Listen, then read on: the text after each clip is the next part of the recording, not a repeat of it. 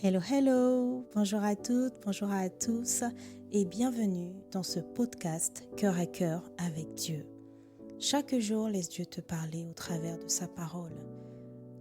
Dans ce podcast, nous partagerons des exhortations brèves, puissantes et guidées par l'amour pour t'aider à méditer les Écritures profondément, verset après verset, pour t'aider à guérir, à être éclairé, affermi, mais surtout, faire la rencontre de Dieu telle que tu ne l'as jamais connu, afin de vivre une relation intime et vivante avec lui.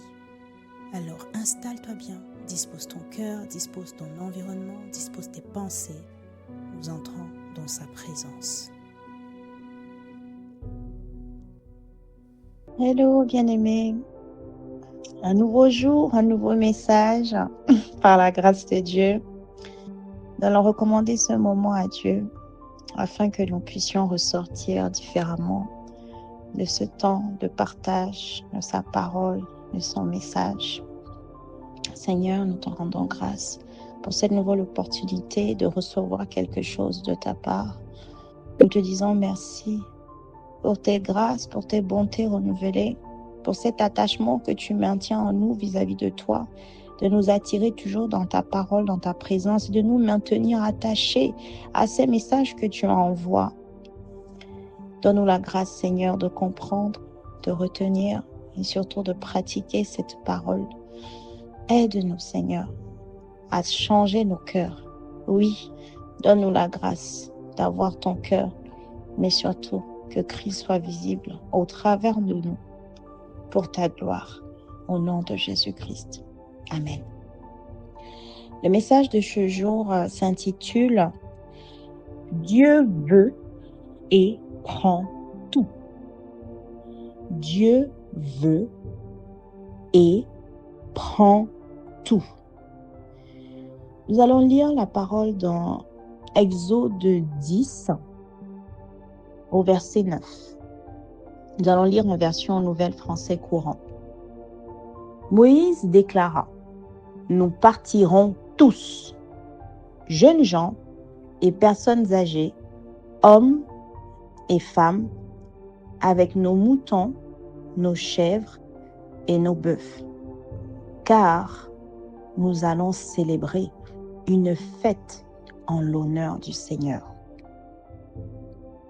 Voyez, ce passage ou ce verset peut passer inaperçu.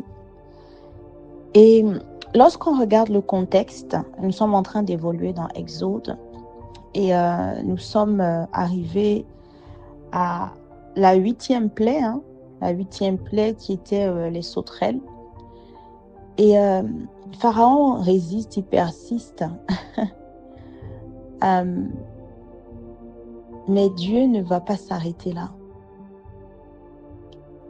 Le Pharaon fait preuve d'ironie même lorsqu'on regarde le contexte. Et les proches du Pharaon ont déjà compris en fait que là, ça les dépasse. Parce que lorsque nous regardons précédemment quelques versets plus tôt, dans Exode 10, l'entourage du roi lui dit: « Jusqu'à quand cet individu nous causera-t-il des malheurs? Laisse partir ces gens pour qu'ils aillent rendre un culte au Seigneur leur Dieu. » C'est dans ce contexte qu'en fait, il dit au Pharaon, l'entourage du Pharaon, ils lui disent: « Mais ne comprends-tu pas que l'Égypte court à sa perte? » Ah, c'est important de prendre en compte le contexte ici. Nous avons compris que au début, le Pharaon était entêté et Dieu savait qu'il allait s'entêter. Mais il a quand même envoyé Moïse et il a prévenu Moïse, il lui a dit: « Le Pharaon va s'entêter, mais ne t'inquiète pas un moment, de toute façon, moi-même je vais endurcir son cœur. Ce ne sera plus lui en réalité qui dira non, mais c'est moi qui endurcirai son cœur pour qu'il voie ma puissance, pour qu'il comprenne que personne n'est au-dessus de moi. Et puis là, le pharaon, voilà, il fait mine de les accepter, d'accepter qu'ils doivent les laisser partir, d'accepter qu'ils partent. Et puis il leur demande au verset 8, allez rendre un culte au Seigneur votre Dieu. Après il leur demande, mais qui sont ceux qui partiront? Et c'est là où Moïse déclare, nous partirons tous. Et l'esprit m'a comme stoppé à ce niveau, mais littéralement. J'ai déjà lu ce passage, je l'ai lu encore, on relit, il y a des versets comme ça, on lit, mais on n'a pas la révélation. Et puis l'esprit m'interpelle ici, encore une fois, vous voyez ce réflexe à développer, mais de se dire comment ce que je lis peut être intégré dans mon quotidien, comment ce que je lis est lié directement à mon quotidien.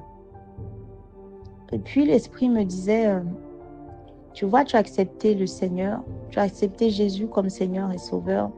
Tu l'as accepté dans ta vie, il est devenu ton maître, ton Seigneur. Ça veut dire que c'est à lui que tu es soumis, tu es son esclave, tu lui obéis, parce que la parole déclare que nous sommes esclaves de ce à quoi nous obéissons.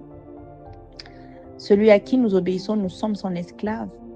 Et donc, ici, l'esprit m'interpelle sur le fait que quand Dieu demande de faire quelque chose, il ne veut pas la moitié. Lorsqu'il demande que le peuple à lui rendre un culte agréable, il ne précise pas les hommes, les femmes. Non, non, non. Il parle de tout son peuple. Alors nous savons, le but premier, c'est déjà pour qu'il puisse être libre de l'esclavage. Mais en réalité, il y a un message profond ici que le Seigneur nous donne. Dieu ne prend pas la moitié de ta vie lorsqu'il vient dans ta vie. Dieu ne prend pas seulement ton cœur. Dieu ne veut pas seulement ton cœur. Lorsqu'il dit dans Romains 12, verset 1, de nous offrir en sacrifice vivant et agréable, il parle de l'entièreté de notre personne, de l'entièreté de ce qui nous concerne. Il dit nous partirons tous, jeunes, personnes âgées, hommes, femmes, moutons, tout est bien. C'est-à-dire que quand le Seigneur vient dans ta vie, en réalité, il ne prend pas que toi en tant que personne. Il ne faut pas dissocier ce que tu es, de ce que tu as, de ce que tu veux, en ce qui concerne le Seigneur. Non. J'ai l'habitude de dire que ta pensée, tes actes, tes paroles doivent être alignés. De la même manière, lorsque tu donnes ta vie au Seigneur, ce que tu fais, ce que tu dis, ce que tu penses, ce que tu veux, tout en fait appartient désormais au Seigneur. Ça veut dire quoi concrètement? Ça veut dire que tu ne peux pas dissocier aujourd'hui tes passions, tes désirs, tes besoins, tes biens, tes enfants, tes relations, ton travail, ton cœur, ton corps, ton esprit, ton futur, ton passé. Tout cela appartient à Dieu désormais. Tu ne peux pas le dissocier et choisir, comme choisir ce qui concerne où Dieu a son mot à dire, ou ce qui concerne comme Dieu, ce dans quoi Dieu peut décider. Il n'y a plus rien qui t'appartient. Ça veut dire que lorsque Dieu t'appelle à lui, lorsque tu acceptes Jésus comme Seigneur et Sauveur, lorsque tu lui dis « je te donne ma vie », lorsque tu dis « je t'accepte Seigneur », en réalité, tu lui donnes pas seulement de ton... Tu sais, c'est pas juste de ta bouche que tu lui dis comme ça sans t'en rendre compte, c'est profond. Je t'accepte dans ma vie, prends ma vie, je t'accepte dans ma vie. Ça veut dire, je te donne mon cœur, je te donne mes pensées, je te donne mon corps entier, je te donne mon esprit, je te donne tout ce qui concerne ma vie. Je te donne donc ainsi quoi? Mon travail, je te donne mes finances, je te donne mon mari, je te donne mes enfants, je te donne mes relations, je te donne mon passé, je te donne mon présent, je te donne mes souffrances, mes douleurs, je te donne mes craintes, je te donne aussi mon futur, je te donne mon avenir, je te donne tout. Nous partirons tous.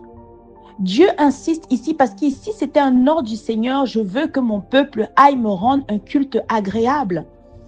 Je veux que mon peuple aille me célébrer. Ça veut dire que de la même manière, quand tu acceptes le Seigneur et que tu veux faire quelque chose pour le Seigneur, en réalité, ce que Dieu dit ici, c'est qu'il attend de nous que nous puissions faire tout, être tout, donner tout. Il veut tout de nous. Il veut tout de toi, il veut tout de moi. Tout. Il n'y a plus de « oh, j'aime ça », alors que le Seigneur t'a dit « non, ça, c'est pas pour toi ». Mais toi, il y a le « j'aime ça ». Non, bien-aimé. Dieu veut tout. C'est une conscience que nous devons développer en réalité, qui fait partie de notre identité en Christ. Dans cette identité en Christ, nous ne nous appartenons plus à nous-mêmes. C'est important de le dire et de se le rappeler, mais surtout d'avoir la conscience de cela dans chaque décision, dans chaque pas, dans chaque conversation. Nous avons tendance à l'oublier. Dieu veut tout. Et puis nous savons déjà que de toute façon, ce que Dieu dit arrive. Mais nous sommes souvent l'obstacle à l'accomplissement de sa promesse. Dieu a dit, si Dieu t'a dit quelque chose, il a annoncé quelque chose, il a donné une instruction, bien aimé. Peu importe ce que tu vas faire, c'est ce qui va se passer. Parce que ce que Dieu dit, il le fait. Et ce qu'il fait, il l'a dit en temps normal. Il prévient. Nous voyons dans Exode à quel point Dieu n'a aucun problème avec le fait d'expliquer, de prévenir. Il ne surprend pas. Dieu donne des signes, il alerte. Mais nous n'y prenons pas garde.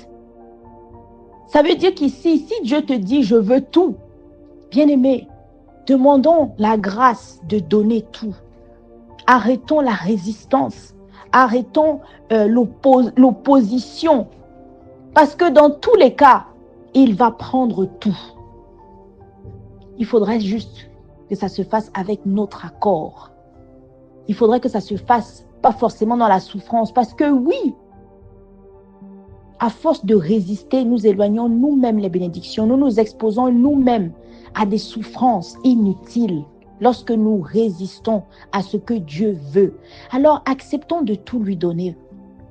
Surtout parce que nous savons que nous pouvons lui faire confiance, les yeux fermés. Nous pouvons dépendre totalement de lui. Il l'a déjà prouvé à maintes reprises lorsque nous lisons les Écritures. Ah, la parole déclare que Dieu n'est pas un homme pour mentir et sa main n'est pas trop courte.